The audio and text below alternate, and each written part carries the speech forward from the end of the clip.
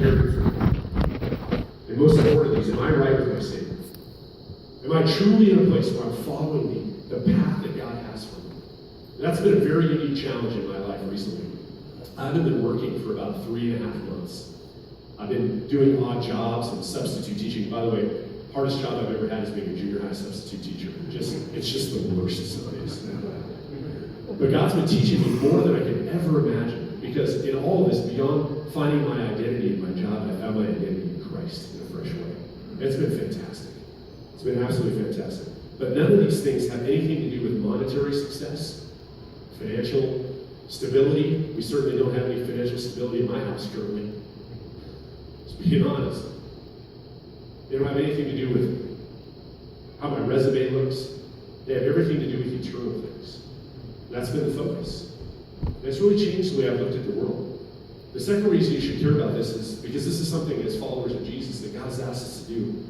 There's a great verse in Matthew chapter 6 that says this: do not store up for yourselves treasures on earth, where moth and rust destroy, and where thieves break in and steal. But store up for yourselves treasures in heaven, where neither moth nor rust destroys, and where thieves do not break in and steal. For where your treasure is, there your heart is also. I think the last part of that verse is really key. Where your treasure is, that's what you're going to put your effort into. If your treasure is your golf handicap, that's what you're going to put your effort into. If your treasure is your bank account, that's what you're going to put your effort into. If your treasure is, business recognition, that's what you're going to put your effort into. Now, I'm not saying this to you. You should just stop doing all the things that you're called to do in your life and just give it up. Pastor Brian told me to quit my job. No, I did not tell you that. That's not what I'm saying. Don't hear that. Do not email me. Do not have your wife email me. What I'm telling you is that the perspective in your life, what you're focusing on and putting effort and time into, should matter more about things eternal than things temporal. Are you catching this? Are you catching this today? So how do we do this? How do we pursue this truth in our life? So I want to ask you this question today. What do you want? Have you ever asked yourself that? What do I want my legacy to be? What do I want to leave behind? This is usually a question you don't ask in your early 20s and maybe even your early 30s. But I want to ask you to consider this question today. What do you want to leave behind? There's a great story I just read in Matthew 20.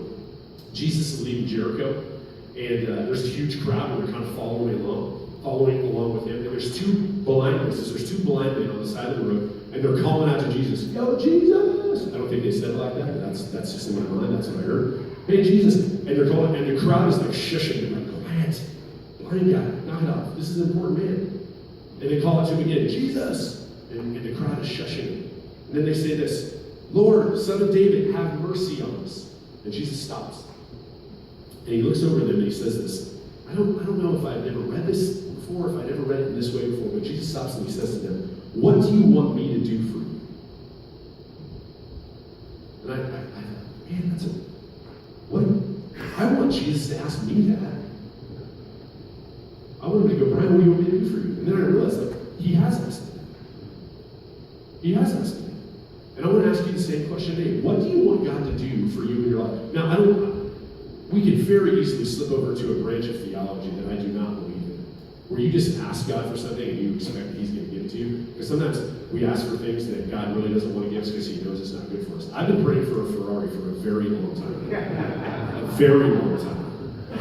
And I drive a Chevy truck, so I don't have a Ferrari.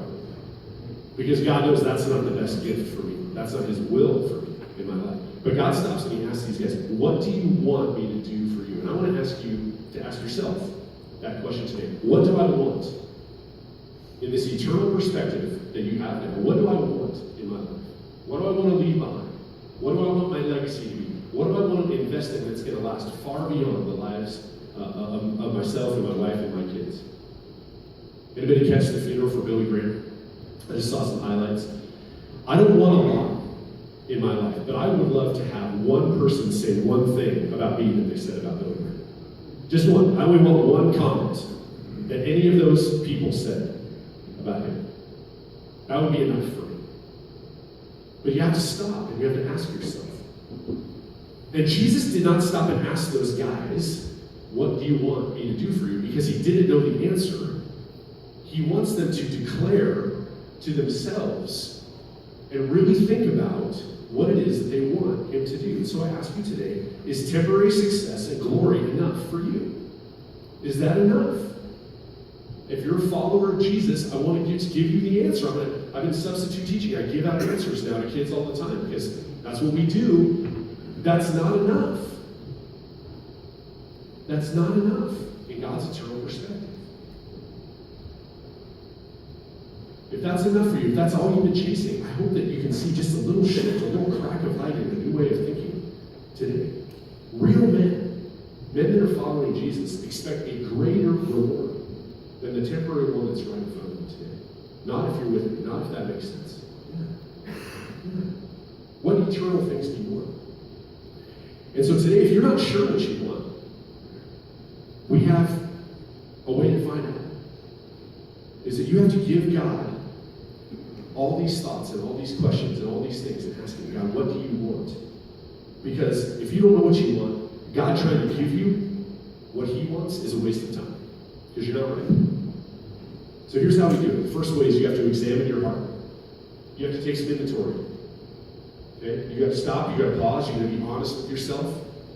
I love Psalm 139. It says, search me, O God, and know my heart. Know if there's any wicked way in me. You got to search your heart. You got to just take some inventory and be honest with yourself. Hey, I'm doing pretty good in this area, but here's a big blind spot in my life. Make an honest assessment. For us today, the reason we have to start with this is because our natural default, our natural tendency is towards selfishness. And doing what we want to do because we want to do it because it makes us happy. Okay? Our sin nature is what's keeping us really from seeing things in an eternal perspective. Because the sin nature looks just at us. I love this quote I heard the other day. A sin nature is like someone having a toothache. When you have a toothache, all you can think about is yourself and your toothache. You can't serve anyone else. You can't help somebody else out because you're hurting so bad you have a toothache. You can't think about anybody else's happiness, their needs, their desires. Our sin nature is like that. It pulls us into ourselves alone. And so when you step out of that for just a minute and say, God, help me understand the perspective I need to see this life in, you can begin to let God work on your heart and show you what real desires are. Here's the second thing. You have to examine those desires. This is a truthful assessment of that question I just asked you a few minutes ago. What do you want? Maybe ask some guys that you trust. Hey, I'm thinking about this. Is this something eternal? So what are your intentions? What do you really want? When you answer that question yourself. Because we all have things that we desire, right? We're all filled with desires of things that we want to see. But again, we have to ask ourselves, are these eternal? Are these lasting? Is it a family that follows the Lord? Is it a marriage that's an example to other people? Okay? Is it a work legacy of integrity and honesty and hard work? Whatever that is. Okay? Make sure it's lasting. And I want to be very careful. I'm going to do a Pastor Reagan for a second. I'm going to go on this rabbit trail for just a second. He taught me well. This is not a follow your heart issue.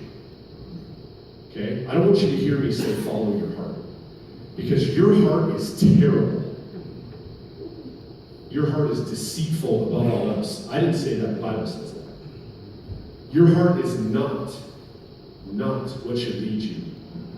That's a grave mistake. And I want you to follow Jesus because your heart will try to shepherd you, but it will shepherd you towards terrible things. It's not a shepherd, it's a stubborn and selfish sheep. Your heart is not a shepherd. Don't follow it. And honestly, be very careful even listening to your heart. I hate it when I hear Christians saying that. Because it's an excuse generally to just do what you want to do and say I was following my heart. And because I love God, I must be thinking and doing the right things. That will lead you down a very dangerous path, man. In John 14:1, it doesn't say this, let not your heart be troubled, just follow your heart. That's not what Jesus tells his disciples. He says, let not your heart be troubled, believe in God and also believe in me. Your heart will lead you to places that you don't want to go. So here's what we do. You need to press restart on that.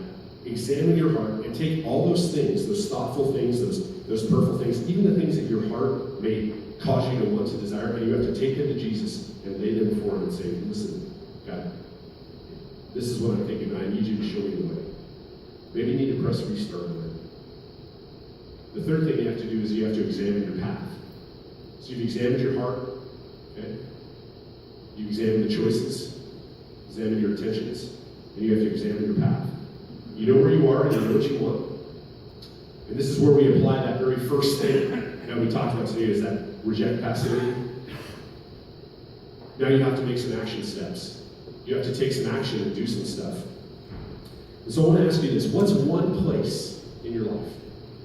What's one relationship in your life? What's one area of your life this week where you can invest in something eternal?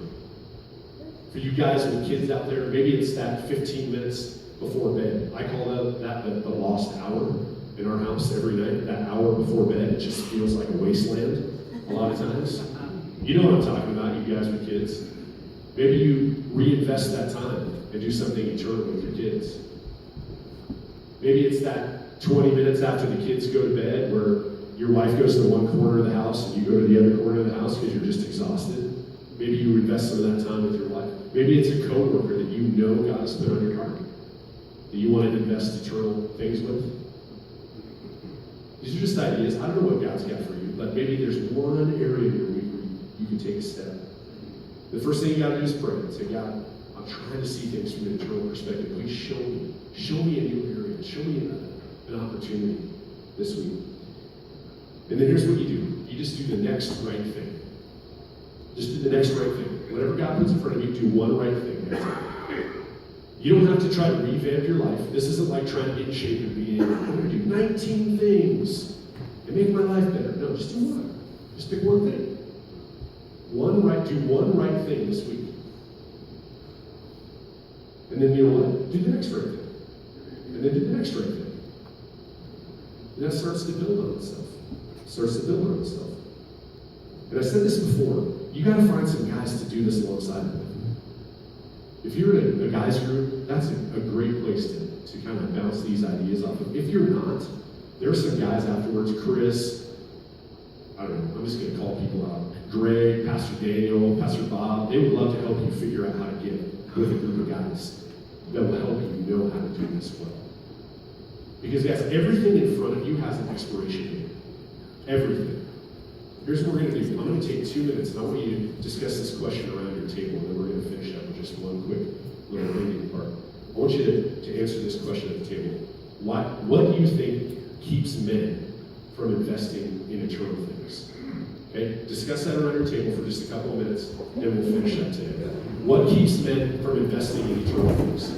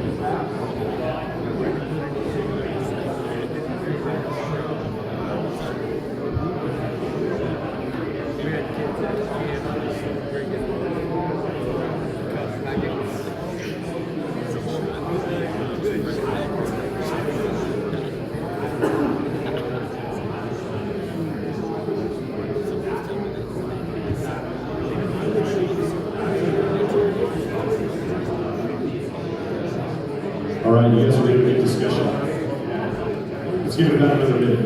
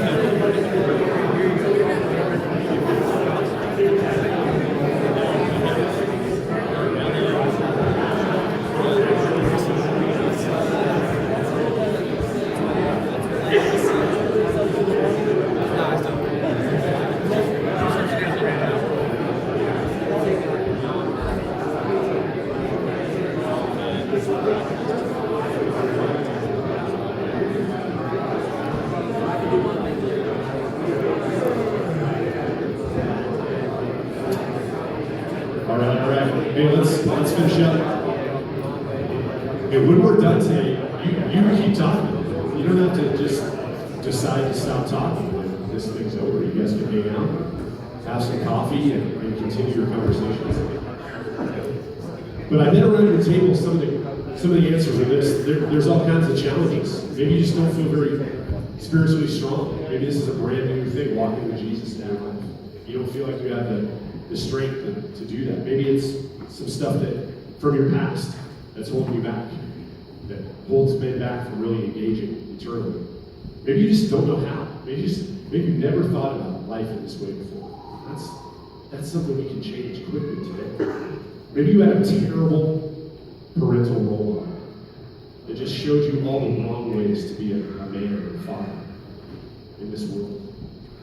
Maybe it's a fear of failure. Right? We all feel that inside. I call it imposter syndrome. You ever heard that before? You feel like fake it till you make it, but eventually you want to make it, so you just keep faking it. Right? You want to feel like a failure. Come be a junior high substitute teacher for a day. Never happier to get old in my life. 2:45, best time of the day.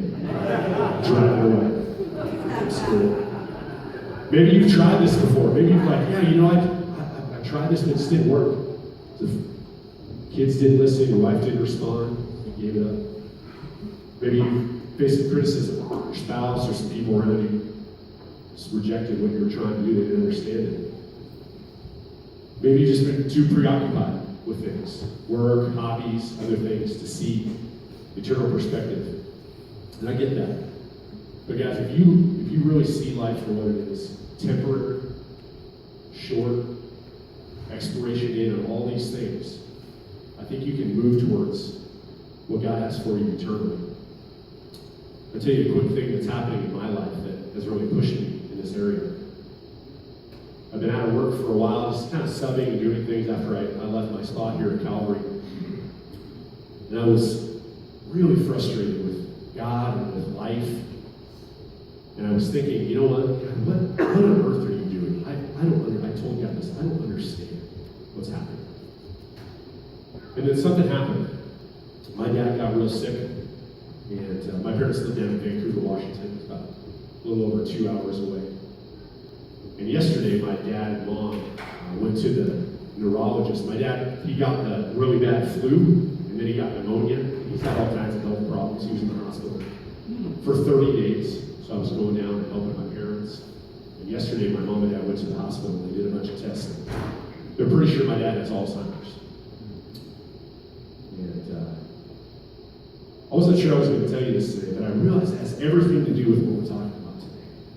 Is this. I was looking at everything that was happening in my life, kind of through this lens of me. And what I realized was that God gave me a gift over the last 3 months, that I'd had unbelievable freedom to go down and be with my family. An unbelievable space in my life that I've never had. 25 years, I've never had this kind of room in my life. To be able to travel down and help my mom, and be with my dad in the hospital. And if you want eternal perspective, You have to change someone's pants because they messed themselves, and that person's your dad. That'll change your perspective on life. And I realized that I was being so selfish about my time. That I was lamenting something that wasn't happening in my life in this very temporary moment. And I was missing the eternal thing that God had given me this time. I was completely missing it.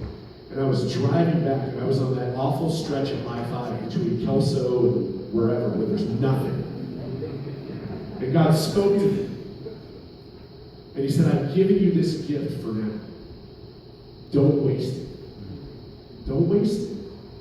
And so things are not going well with my dad. And my mom is just overwhelmed. And because I have an eternal perspective now, I realize that God has prepared me for this moment by not having a job that I have to be at every single day the same way to be able to do that. And so my whole mindset about it has flipped around. And I'm not telling you that story so you can do thoughts and prayers about my dad. I do appreciate that, but I just want you to understand that it's all about how we see things. It's all about how we perceive what God's doing in the world around us. It has very little to do with what we want, what we desire to grow in our own lives. Does that make sense, guys?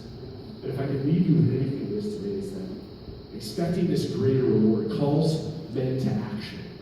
It calls us to action. The short-run game in your life is usually lazy, it's usually passive, and it's usually lethargic. Real men are called to work hard, to work very hard, to fight tooth and nail for what we believe in. We give without expecting anything in return, and we receive without expecting anything in return. Real men expect the greater reward that God has for them. And I think you can do that. I think you need to shift your mind on that today. Find that one right thing to do this week and step into it with action. Amen? Can I pray for you? Jesus, thank you for this time. There's a perspective we miss sometimes. There's an aspect of eternity that we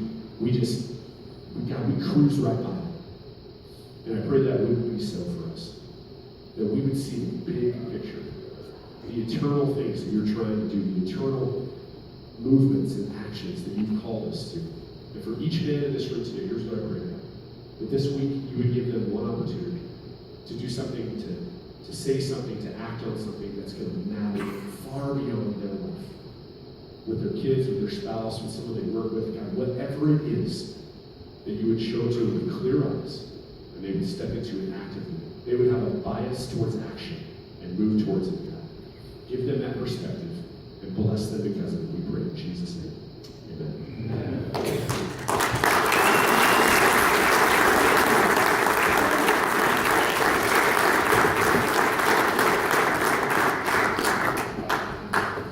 Thanks so much, Brian. That truly is awesome. I mean, it's just to, when we step back and just look at things and how God moves, I think we can all probably step back and look at the past and sometimes be frustrated, like, why am I in this situation right now? But then you look back and you go, oh my gosh, how God worked in our lives and how He did some of the things that He did was just amazing. And so I'm so thankful that Brian's a part of our church here and that all you guys have come today. It seems like we've been really blessed with some speakers.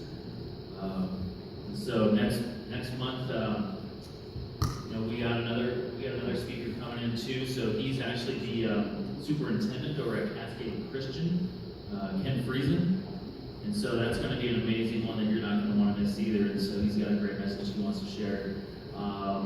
It's on April 6th again. It's a Friday night. We're going to have some burgers with some bacon on them. That's going to be awesome. So make sure. So my challenge to you is, maybe with that vision, who knows? It could be asking a friend that has never even stepped into a church to come and listen to Ken speak. Keep your ears and your eyes open. I just pray that God continues to work in all your hearts and to challenge yourself. So let's see here. Easter. That's coming up too. That's another great opportunity to invite some friends to church as well. So think about those things. There's some books out there. If you want a free book, you can grab a free book. If you have any prayer requests, please don't hesitate. There's the prayer jar right in the middle of the table here. If you need prayer, we're happy to pray with you. If you want to come up to the front, I'll be here to pray with anybody. And I'm sure, Pastor Brian, would you be willing to do that, or Daniel too, just for a few minutes? If you guys need prayer and you need it now, that's perfect. We'd love to. Other than that, I think that's about it. Those cards are there. If you're new, please fill one out. We just want to say thank you for coming. And I think that's really about it. Before we go, if you guys can do me a favor, we can clean these tables up, put the tables up, even if we just put the tables against the wall and fold the chairs up. No, Bob's saying no. We have a memorial reception in here, so we will leave a lot of the tables. So leave the tables and chairs, and we'll just clean them off. Everything. Guys, April 6th next month. We'll see you next month. Have a happy Easter.